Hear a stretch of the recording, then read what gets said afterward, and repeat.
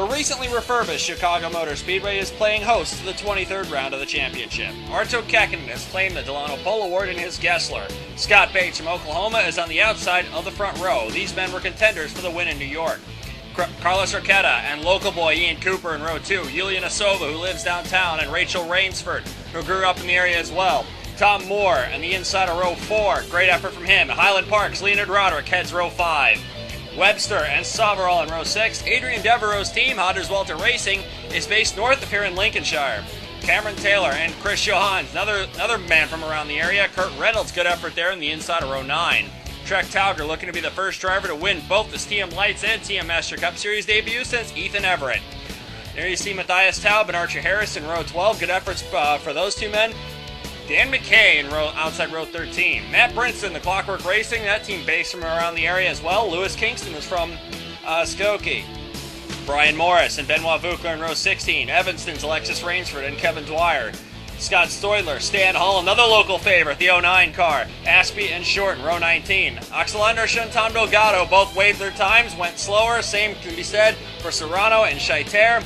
Chris Davenport, Greg Woodard, and of course Ike Durbin and Davina Henton both waved their qualifying times and then found the wall. 46 cars are about to take the green flag for 125 laps. Arto Kekkonen in the car number 9, the silver Gessler, leads him to the green, and Scott Bates gets a good jump. But is it going to be enough to take the lead in the first corner? I don't think so, but he's certainly going to try. Raquetta moves in. Scott Bates gives that up. Raquetta trying to move into second. Looks like everyone got away fairly cleanly. This is a pretty flat track. It's just a little over a mile in length. Kekkonen, Bates going down. Here we have Ben Atkins in the Tutino, car number 50. Now Tutino was one of the few teams actually that took part in a tire test here after the European Tour. Actually, many of the smaller teams in the series and Team EFR opted to do a tire test here as Kuznetsov sticks his nose in car 15. Many of the smaller teams opted to do a tire test here, whereas many of the larger teams were doing a tire test on the road courses. Team SAR USA looks like they've made the most of it, as has a team like Tutino. Leonard Roderick in the Aperture Science Volpe leading his teammate, but the guys at the front have really begun to pull away. Arto Kekkonen and Scott Bates. There you have Raquetta, Ian Cooper, and Yulia Nasova. They have a big gap between them. And then you have the battle for 6th between Zach Webster, who's been a sensation on the larger ovals, I should say. Calling this track a large oval is a bit weird, but be that as it may, he's been nothing short of a revelation this year in the limited starts he's had. Kekkonen is still leading over Scott Bates. I wonder if these two guys are now just gonna try to go as fast as they can and try to put as many people as possible a lap down, because the top 5 cars have really begun to stretch an advantage here, and I wonder if that isn't part of a strategy now that there is a bit of a logjam throughout the rest of the field. Roderick trying to go around the outside of Pliskin. I don't think that's going to work, but credit for him for trying, I suppose. Kurt Reynolds, that 39 car, great effort there in qualifying. The 39 car. Luciano Soverall, one of the big championship contenders, going on the inside of Reynolds. The car they are racing, the points leader Adrian Devereaux has not had a good run of points as late, and Devereaux as well is not having the best of starts. He has actually slipped backwards a little bit, so these men need to make hay. Now here is Tom Moore. Excellent qualifying effort by both of the Team SAR USA cars, and this 24 car is hanging on, and not only that, but he's doing a hatchet job on everyone else's race at the moment, because I do believe it is this car that is allowing the top 5 to get away. But Tom Moore is entitled to hold on to that 6th place, and he's a very good race driver. Has a pair of podiums to his credit in the past, so definitely a lot of chops. Matthias Taub in car 21 he's had a season to forget, let's be honest, and Bernstrom's debut season going full-time has been nothing short of a disaster, and now he's pulling down into the pit area, and he's not expected, and another early retirement for Matthias Taub. I think that'll be 2 last places in a row as Arto Kekkonen's in trouble. Is that a puncture on the 9 car? Oh, be careful. Kekkonen being very sensible lets Raquetta go by, but looks like a puncture on the 9 car. Very unexpected. He's going to lose a couple of laps. Big disappointment for Kekkonen. Here is Cameron Taylor in car number 6, who has now moved his way around Packer Carroll and is now trying to see what he can do with the 24. Carroll in that 18 car giving a good run. Scott Bates is leading the opening round of pit stops here in the 88 car.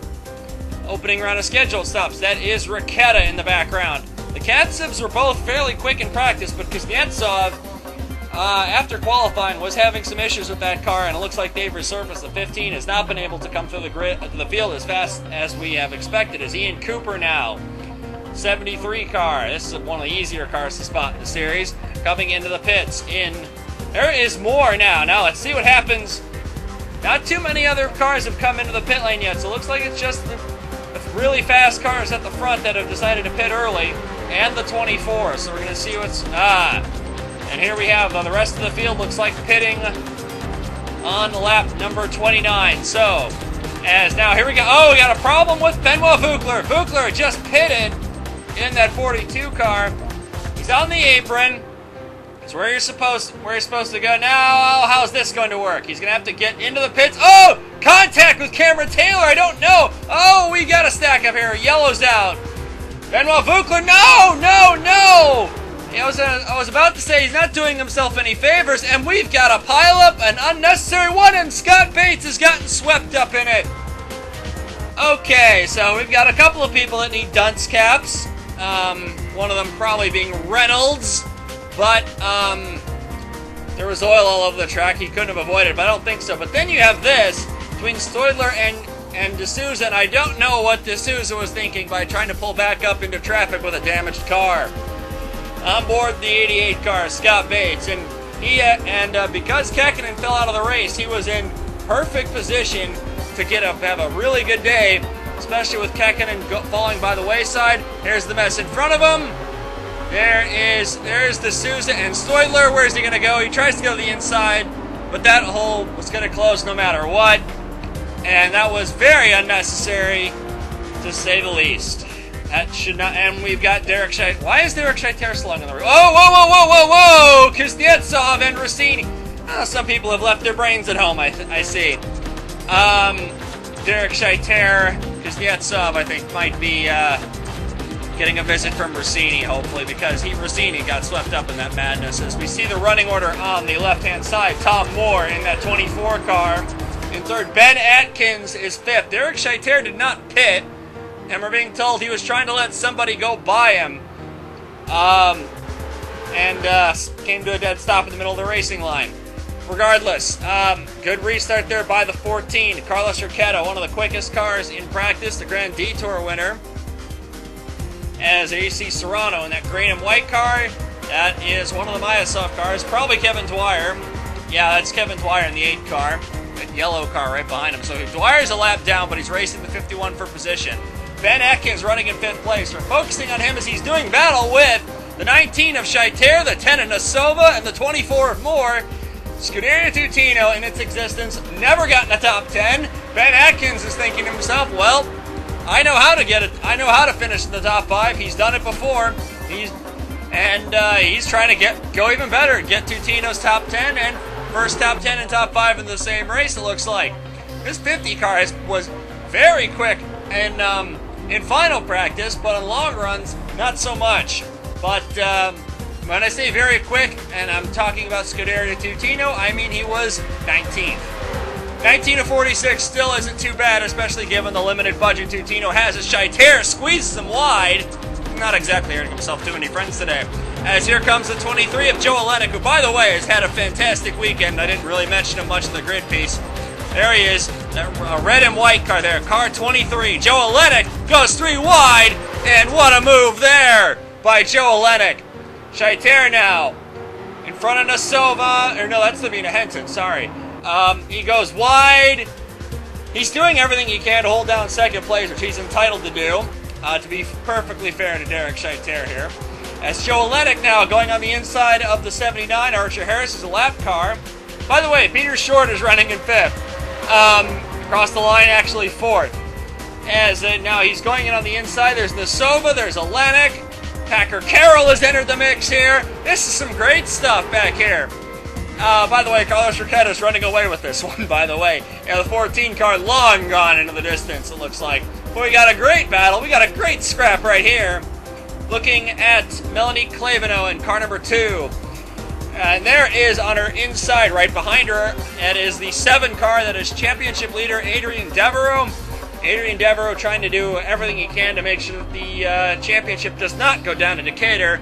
But given that Hotteswalter Racing in general has really been struggling lately, and when I mean struggling, I mean it seems that everyone else has caught up to them in the development race. Here is Trek Tauger in car number 160.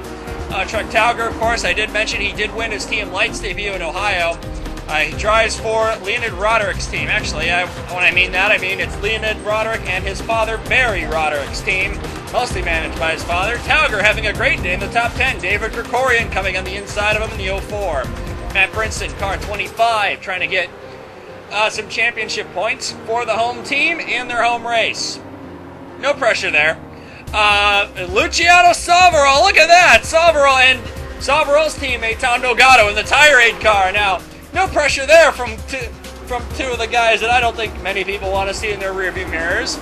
Brinson having a good day, though. He's had a pretty good weekend, and Clockwork Racing really has taken a liking to the Virginia driver because of his abilities as a engine man and on the setup side of things. He gives good feedback, is what I'm trying to say. Word salad is delicious. And there you see Delgado letting Luciano Salvaro go by. He's back in the 3rd Lennard, and we believe he'll be in this role at Decatur as well. That'll be interesting to see Tom Delgado in a fast car again. Yulia Nasova has broken clear of the pack and is trying to run down Carlos Riquetta. Yulia Nasova did very well in Argentina. This track's not all that dissimilar to the Autodromo Nestor Nunez, but of course this has banking, but it is a track with long straightaways, fairly tight corners, and fairly flat. And here we have Olenek. That's Kuznetsov going around him. Kuznetsov's had a disaster of a weekend. And to be honest, running into the back of Derek Scheiter under yellow certainly doesn't help his cause. And I believe the stewards will want to talk to him about that one. But Olenek in this 23 car, this is definitely a career weekend for both him and for Moore. And Kuznetsov continuing to get in the way, it looks like. But this instance, he really doesn't have anywhere to go. He lets Adrian Devereaux go by Scott Stoidler's back. Oh, no! I don't know if his spotter cleared him low or not, but oh, Rachel's involved. Oh, I think his spotter may have cleared him inside. Because, well, that did seem rather unnecessary. And a lot of cars had hit the pit lane just then. Melanie Clavino is in a position to make a big gain here under this yellow flag in this car number 2. Oh no. You've got to be joking. Melanie Clavino has lost the engine under yellow flags when she would have come out with the lead of the race. That is the definition of heartbreaking. Carlos Riquetta leads the field to the green. Yulia Nasova second. There you see Packer Carroll, Trek Tauger. Now, can Tauger do what Ethan Everett did a few years ago, where Everett won his TM Lights debut and his Master Cup debut, but that was, of course, in the same weekend. Tauger, of course, made his TM Lights debut much earlier in the year, and he won on debut with Barry Roderick's team. There is Yulia Nasova in the 10 car trying to catch Riquetta. Well, but Riquetta did let Arto Kekkonen go by, but I don't think he wants to argue much with the Finn, as Archer Harris in that 79 car is not giving Nasova a hard time. Harris really needs to make hay in order to get some Independence Trophy points to make up ground on Ryan Matthews. Here is Ben Atkins in this 50 car. As Tutino is continuing to hold pace, this pace looks very legitimate from Atkins. And Tutino, of course, they are going to be staying with Volpe engines. And they're working a treat right here for Ben Atkins. The weight distribution, they've told me, is absolutely working beautifully for them here. It's a shame Buchler went out because they were fairly convinced that Buchler could have put up a pretty strong fight as well in the race. And to see Atkins running this well is very promising, not only for him but for the team. David Krikorian in car number 04, an easy pick for a promoter's option. It was honestly, is continuing to impress here. Of course, the Indianapolis winner finally got his first Master Cup win. We understand that he may be in line for a race drive sooner rather than later in a full-time team. Lewis Kingston in the 17 beginning to challenge him. Lewis Kingston, one of the more popular drivers, but not if you're from the South Side, and if you know anything about Chicago baseball, you know what I'm talking about. As Kingston begins to challenge DK on the inside, Soverall in that black and green 5 car, trying to get by all of them. And I think Soverall really doesn't want to be held up by the 04 car, because Krikorian is, of course, Adrian Devereaux's teammate, and with Devereaux being the championship leader and Soverall being his closest challenger, well, I think you can figure, oh no! Peter Short's in trouble! He was having such a good race in the Melrose Racing Team cars. Taub and Short were both looking very strong, but of course Taub having gone out much earlier in the race, and it looks like Peter Short's run into trouble as well. That is a big disappointment for Melrose Racing Team, who were hoping to steal a massive result here today.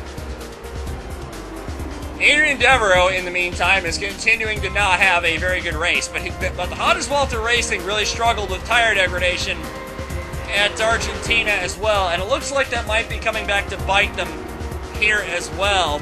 But also, I wouldn't be surprised if Devereaux is just trying to wait for some more carnage to take place, because the way some of these guys are racing each other, Archer Harris not giving the lead lap cars too many favors here, but with the way some of these guys are racing each other, there's bound to be some more carnage before too long. Harris, that 79 car, trying to get Independence Trophy. Oh no, we got problems on the 50 car. Oh, and you've got to be joking. Ben Atkins in trouble. Oh, look out, look out, look out, look out. Not pulling down in front of the field like that's not the smartest thing to do, but everybody misses him. But he's going to draw yellow, and he does. And on the restart here, that's your race leader, Yelena Sova. Slow pit work on the 23 car. Let him do almost going a lap down, as they're 3 wide behind her. And Nesova trying to get away from the field as quickly as possible. Nesova doing a tire strategy run to get her way out in front of her closest competitor, that being the 14 car of Carlos Raqueta. Roderick now restarted in 12th, going on the inside of Krikorian, Johans. There's Ashby in the 55. Brian Morris, a Canadian driver, is in the 114 car for MT Motorsports. His only scheduled start in that car. Of course, he will be at Decatur. Here is Raqueta in that red and gold Katsev. This car is indistinguishable from Kuznetsov's unless you look at the car numbers. And Raqueta's heading his way into the pit lane. I don't think this is a scheduled stop. Carlos Raqueta into the pits. That is not a good sign for Raqueta. And we're being told that he thought he ran over something, and they're checking for him. They're letting him go. They just said no, that everything looks fine with the tire. With the right front tire, which he thought was going down. Guess not. Big mistake from Raqueta then. As look at Tauger and Andersson running into each other right in front of the 73 car. Bit of trading paint there. Not what Cooper, of course, wanted to see. As we're looking now at... Oh, no! Trouble Moore's gone around. Morris had some contact there. Great save by Moore to get back in the action. And a little hard to tell what set that one off. A lot of close quarters racing is going to lead to a little thing like that. But what a save by Tom Moore in car 24. Looks like he's going to get away with that one. Gasova leads the field on the restart. That is Axel Andersson right behind her. Tauger is there, and then Cooper in that green and white car. And Dan McKay in car 95 has worked his way up to 10th. McKay slowly working his way through the field. Peter Short's gotten back on track in the 22 car. And I thought that was going to be terminal problems for the Vernstrom. Suppose not. Axel Andersson of Sweden has had a pretty strong start to the year, but it's been a struggle for him ever since. He's, of course, recently became a father, and some people thought that might have been what slowed him down mid-season, but looks like he's returned to form. I should also point out that Chris Davenport recently just set fastest lap of the race, and the Mitchell & Sons cars were not doing very well in practice or in qualifying. And to see this kind of pace out of both of them is very encouraging. John Dilks in car 92 is continuing to impress for Maximus Racing. He's currently running inside the top 10. He's going way wide, though. Dilks is wide. Kingston pushes up. Oh, no! Big accident off of turn 4. Hull is in it. Oh, no! Dilks is over. Adrian Devereaux's involved. And nowhere to go for Morris. Morris hard on the brakes. Piles into that one with nowhere to go. That's an unfortunate racing incident. 55, Ashby's in it. Woodard got into it. No, Woodard got through that. Dan McKay is in it. Chris Johan's in it. Here's Adrian Devereaux's on board as he exits the race here. Trading paint with Rossini in the 3 car. And going into turn 3, Roderick going 3 wide. It's about the time when I think Adrian Devereaux was deciding to stand on it. Now there's where the trouble starts. He's got nowhere to go. Nowhere to go. Oh, that was a big hit. Devereaux. Oh. Devereaux got out of his car to make sure that John Dilks is okay, and helped get Dilks out of that car. Dilks is a big guy. Adrian Devereaux, of course, caring very deeply about the safety of his fellow drivers, including people he doesn't exactly know very well. As Ian Cooper rejoins, that's going to be third on the restart here behind Nasova and Raqueta, who managed to get his way back in the lead lap in that 14 car. As Serrano gives way to the leaders, but Arto Kekkonen wants to get some more laps back. Cooper goes backwards. Nasova and Raqueta continue to dominate the day, it looks like. Oh, and Nasova's peeling off. We're hearing that Nasova's crew is saying you're not going to make it on fuel to the end of the race, because Nasova did not pit under that yellow. Everybody else did. That's a mistake. They realized their error a little too late. Another costly pit lane error for Lynx Racing. And I don't know what's going to need to happen over there, but somebody, I think, is going to be out of a job fairly soon. Because that's too many strategic errors in too short a period of time. As Carlos Raqueta trying to hold off Ian Cooper, who is smelling a victory here, as there's Nasova rejoining. Cooper makes a peek on the inside in the 73, and he throws it inside of Raqueta. He's not giving him a whole lot of room there, running Raqueta a little wide, and there he goes. He's going to take the lead heading into turn 1. Alexis Rainsford is beginning to make her way forwards in the 27 car. Of all the ovals that the Champ Car Series goes on, this has actually not been one of Rainsford's better tracks when it comes to ovals. She has yet to finish a race here on the Champ Car side of things. Packer Carroll in the 18 car has also had a very strong day, and Alexis Rainsford's husband, Mr. Alexis Rainsford, or Captain Eyeliner as he's affectionately known by both names, Chris Davenport in the 84 car steadily made his way forwards in a very un-Chris Davenport-like performance. Leonid Roderick in car number 4, of course another one of the local favorites, is beginning to make his way known at the pointy end of the time charts, and the rankings, I should say. Davina Henson in car 11 is fought back very, very well. She's currently running in 12th. Luciano Salvarol trying to do his championship bid. A lot of good with Devereaux out of the race. He's got to make hay. He's doing it now. He's going to the inside of the 11. Henson trying to hang on because she wants to impress for her sponsors and for everybody, really. And Davenport, oh, this is what we wanted to see. I have a feeling the tabloids are going to go crazy if something happens between these two right here. They're the only married couple to have raced against each other in a TM Master Cup Series event to date. That could change in the future, obviously. Rainsford holding on the outside very, very well. It looks like the 84 just doesn't quite have it on the inside.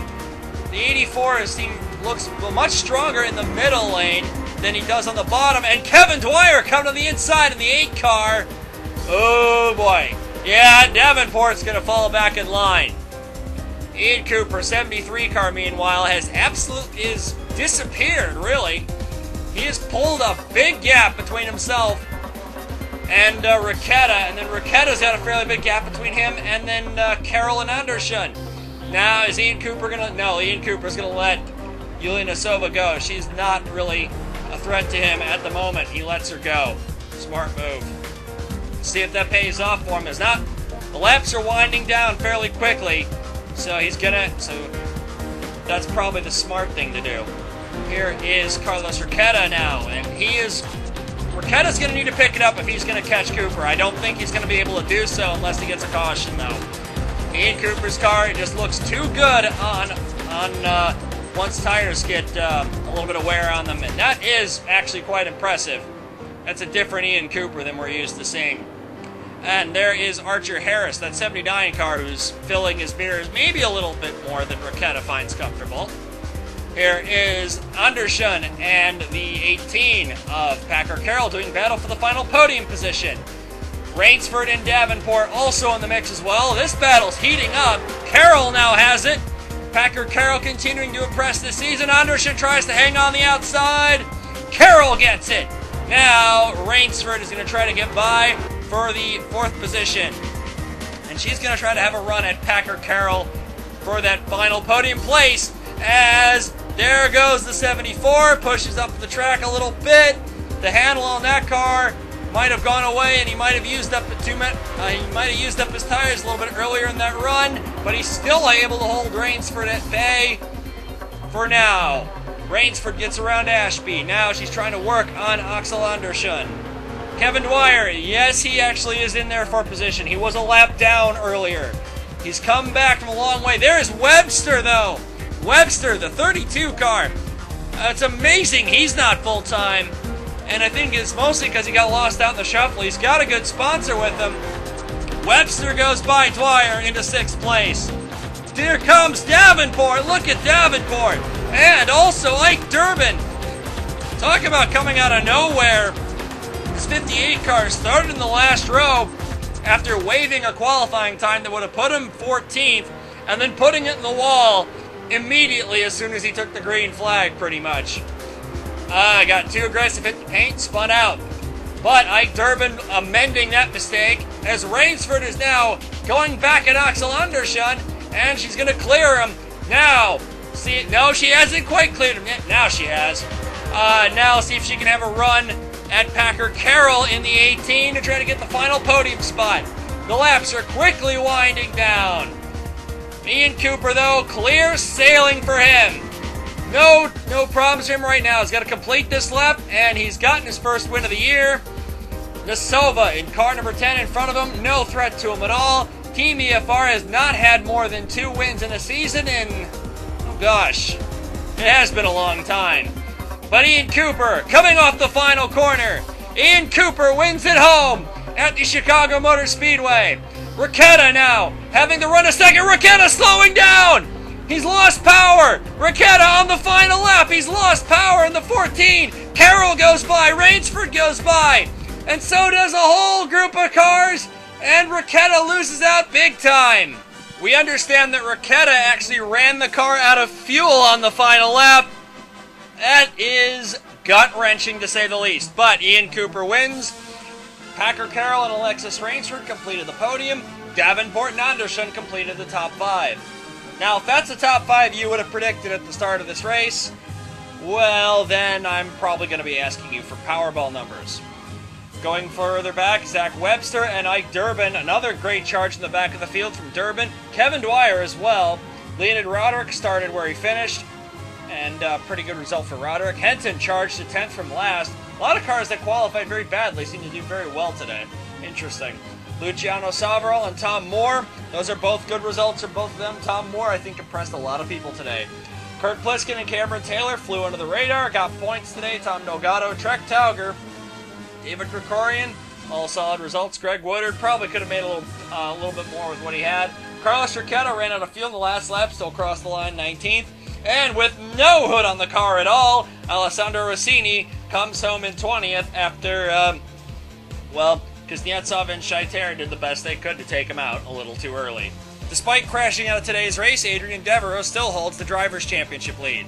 He commented after today's race that his team had used up all the possible mulligans that it had. From now on, no room for error. That's a direct quote. Does that sound like a man who's worried? Well, Arto Kekkonen is beginning to turn the heat up on him as well. He's 47 behind. Leonid Roderick, 103 points back.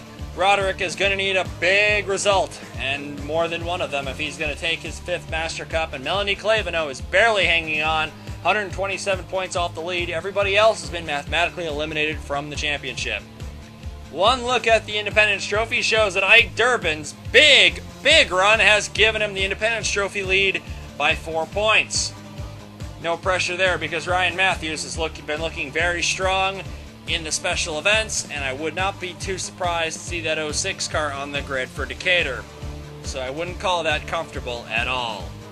The penultimate round of the TM Master Cup Series is north of the border at the HLR circuit near Vancouver, British Columbia.